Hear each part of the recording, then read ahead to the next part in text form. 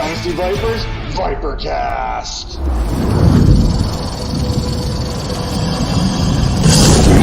Let's talk about the Miami Dolphins because there is some exciting fantasy plays to be had with this Dolphins team. And when I look at what the Miami Dolphins did just a season ago, they finished at 9-8, second in the AFC East, 397 points for, 399 points against. That's right.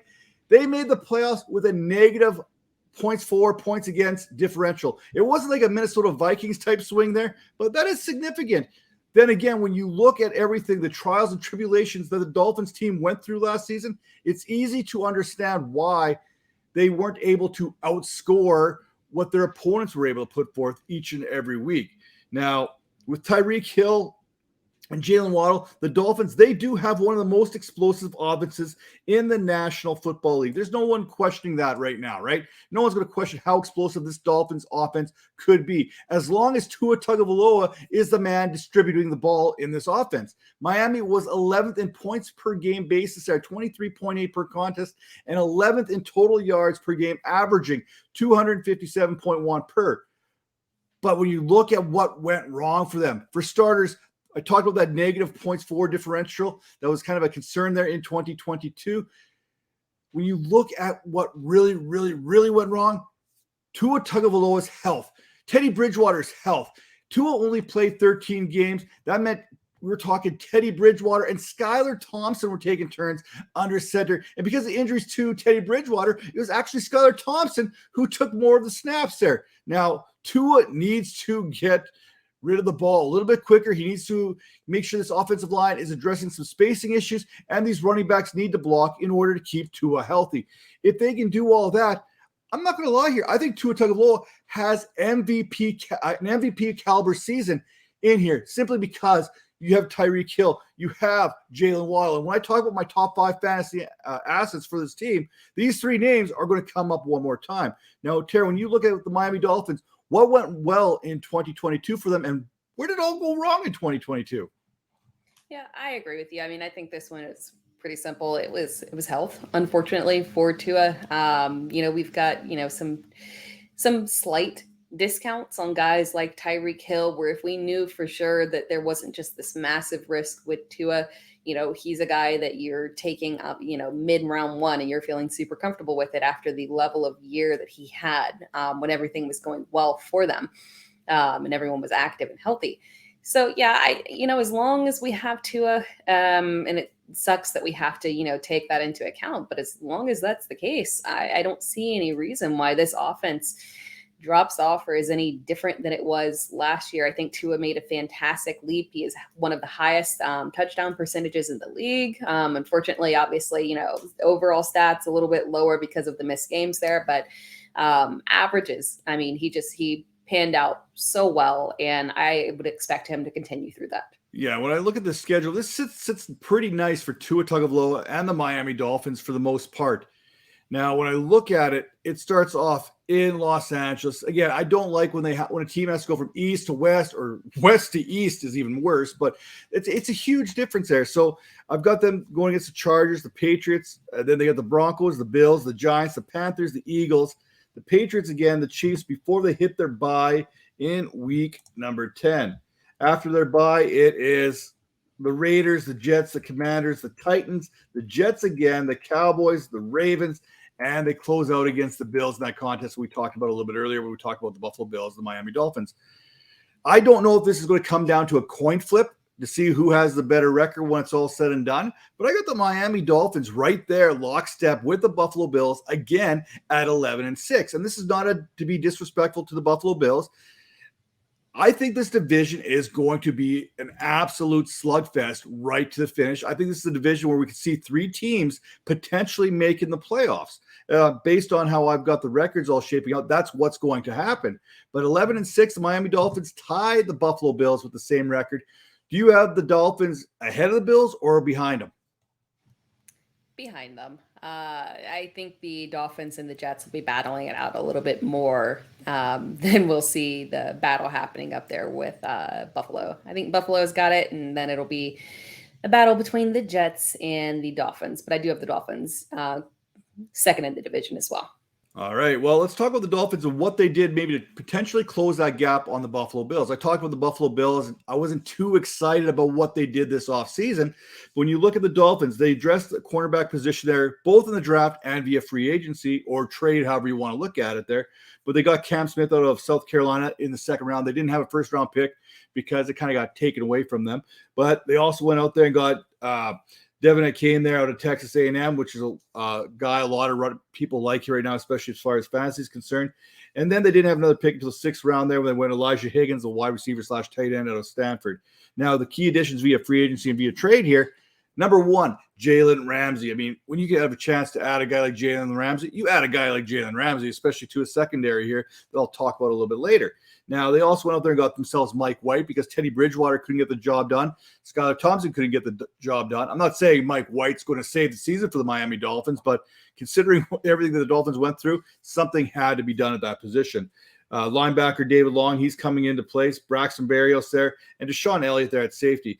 Some of the key losses, Gesicki, Hunter Long, Ethan Carter, Landon Roberts, Thomas Morstead, and that Trent Sherfield going from Miami to Buffalo. I don't see anything major on the loss end of things there, but how do you see this shaping out? What was the best and worst move for the Miami Dolphins so far this offseason?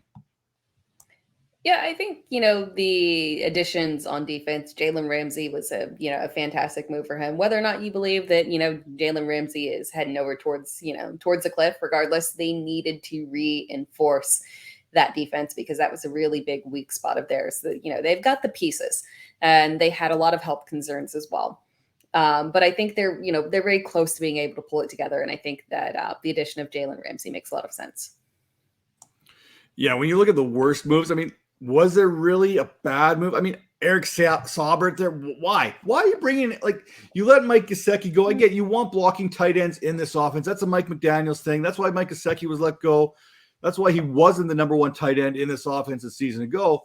But I'm thinking, give me some weapons. Put some more weapons out there. Maybe draft I don't know. Hunter Long was traded, right? Hunter Long was traded. He was supposed to be the next man up down the road. But I love Jaylen Ramsey here because we look at what this Dolphins team did. They allowed opposing wide receivers to average 31.9 fantasy points per contest last season. They gave 11 touchdowns to wide receivers and just over 2,600 receiving yards to the position. So that was something they needed to clean up. Xavier Howard didn't have his best season. Javon Holland, great young safety there, but just adds a little bit more bite to this Dolphins defense now to go with that offense. I mean, this is a run and gun team on both sides of the ball. You've got playmakers on both sides that are going to make things very interesting. Now, when I look at the top 5 fantasy assets for this Miami Dolphins team, it starts with Tyreek Hill. I mean, he may have a couple more seasons left. He's already talked about retiring and all this other fun stuff. But, hey, he still saw 32% of target share there on routes run last season, turning that into 119 receptions for 1,710 yards. He also had about 3.2 yards per route run. That's all pretty good news. Now, Jaylen Waddle added 75 receptions, 1,356 yards. 510 of those yards came after the catch. He is a rack man. Waddle wasn't only 7th in receiving yards, he was also top 7 in receptions of greater than 20 and 40 yards.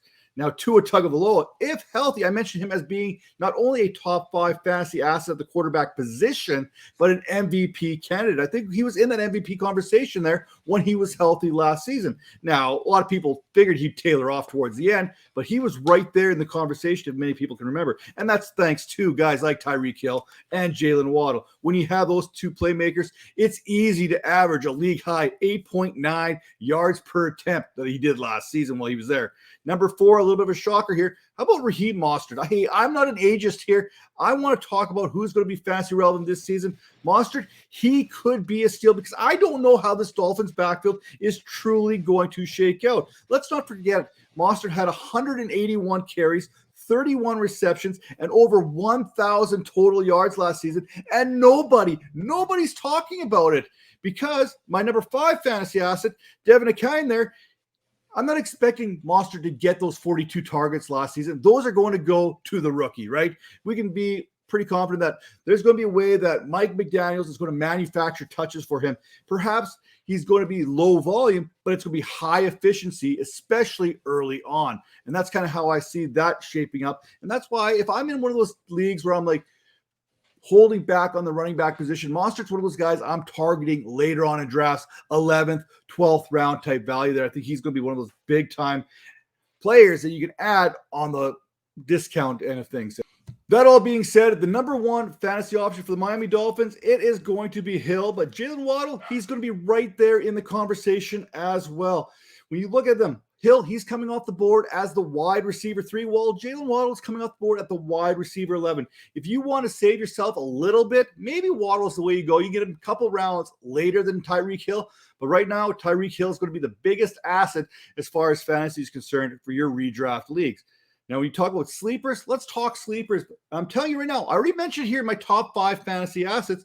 Do not sleep on Raheem Mostert. You just don't.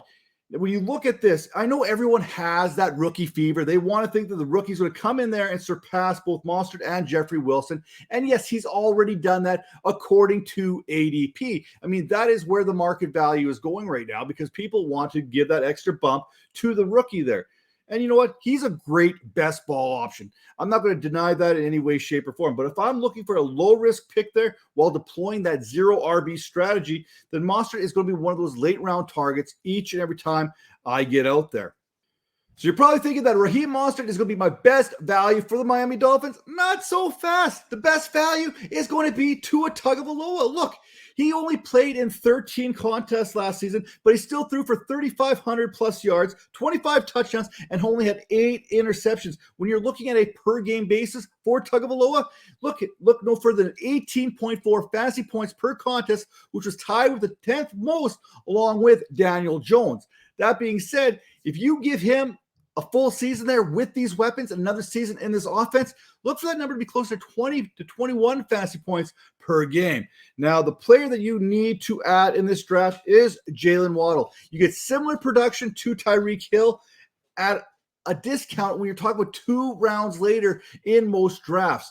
I love Tyreek Hill and everything he stands for, but if I can get a good player in that first round or early in the second round and come back and get Waddle in the 3rd or 4th round, I'm going to feel much better about how my lineup is shaking out. Now, for this Miami Dolphins team, health is going to be the key. If they want to get back to the playoffs where they got to last season before losing the Buffalo Bills in that first round, they're going to need to stay healthy, and they're going to need to be healthy going into the playoffs. So that could be why we're looking at 3 solid running backs in the back end with Jeffrey Wilson included in there with the rookie Devin Achane and Raheem Mostert there. So expect that to kind of be a running back by committee type approach as they try and keep everybody healthy. And if the Dolphins get up, man, protect Tua Tagovailoa. I mentioned at the top of the Miami Dolphins preview, Tua, get rid of the ball.